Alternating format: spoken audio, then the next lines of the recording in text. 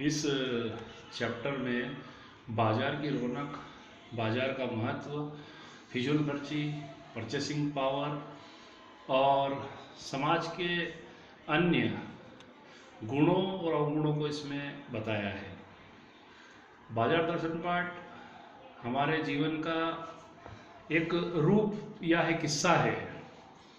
जिसमें हम कहीं तो बहुत अधिक भौतिक सुविधाओं के पीछे भाग रहे हैं या बाजार में अधिक खरीदारी करके अपनी परचेसिंग पावर को दिखा रहे हैं। वहीं पर इस चैप्टर में भगत जी जैसे लोग जो हैं वे केवल चूर्ण बेचते हैं और चूर्ण भी केवल इतना ही बेचते हैं जितनी की उनको आवश्यकता है। इस आवश्यकता के अंतर्गत बचा हुआ चूर्ण वो गरीबों में बांट देते हैं और जो आवश्यक लोग हैं उनको निःशुल्क बांट देते हैं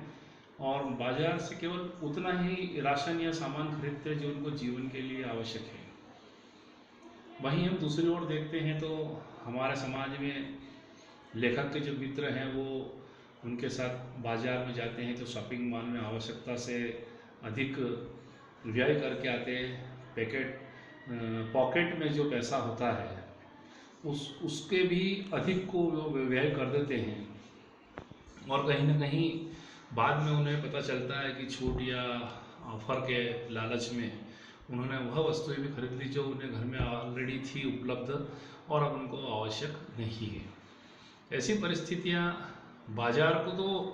बढ़ावा देती है लेकिन कहीं ना कहीं ग्राहक के रूप में हमारे आर्थिक हालात जो है वो डावाडोल हो जाते हैं,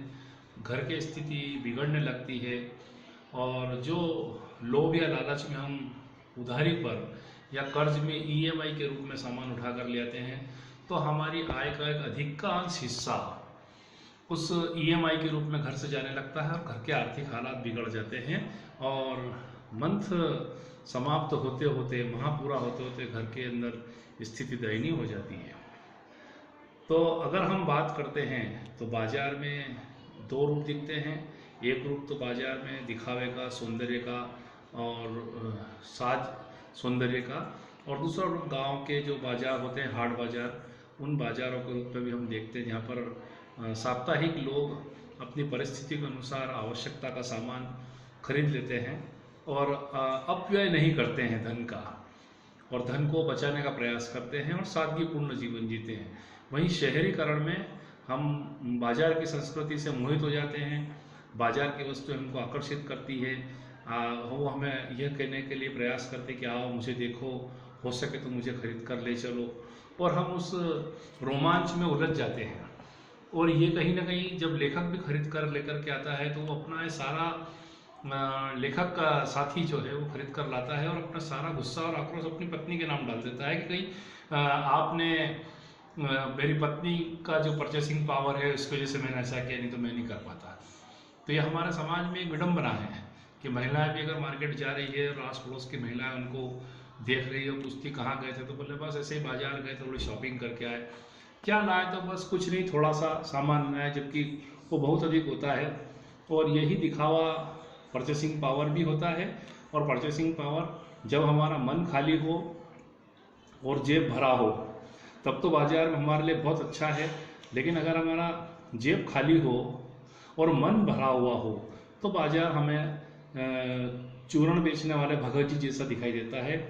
कि हमें कोई आवश्यकता से अधिक कोई वस्तु हमको नहीं खरीदना है और बाजार को सार्थकता प्रदान कर देते हैं। तो कहीं ना कहीं हमारी जो परचेसिंग पावर तकनीक है उसमें कहीं ना कहीं बाजार में आवश्यकता से अधिक जब बल पड़ता है, ज़्यादा जोर पड़ता है, या कहे कि ज़्यादा खरीदार ग्राहक ज़्यादा अगर हो जाते हैं तो साथ ही साथ ब्रांडेड चीज़ों के नाम पर डुप्लीकेट नकली सामान भी उपलब्ध होता है और कहीं ना कहीं वह खपा दिया जाता है एक के साथ एक फ्री के चक्कर में, लोभ लालच में,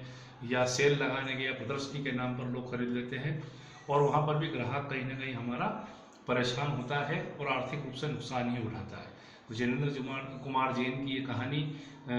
हमें ये समझाने का प्रयास करती है कि पैसे का मूल्य समझें, बाजार का मूल्य भी समझें और आवश्यकता से अधिक खरीदारी जब हम करते हैं तो हमारे समाज के लिए नुकसानदायक होती है। कहीं उससे बाजार की रौनक भी जाती है, लेकिन अगर हम अपने आप के बारे में बात करें तो हम केवल उतना ही खरीदें जितना कि हमको आवश्यकता हो। और अनावश्यक वस्तु खरीदने पर एक तो घर में उनका संग्रहण अधिक हो जाता है, दूसरा एक्सपायरी होने का डर रहता है, समय निकल जाने पर वैसे उनकी कीमत खत्म हो जाती है। तो हमें जितनी आवश्यकता हो उतना ही सामान खरीदना चाहिए और बाजार को सार्थकता प्रदान करनी चाहिए। धन्यवाद।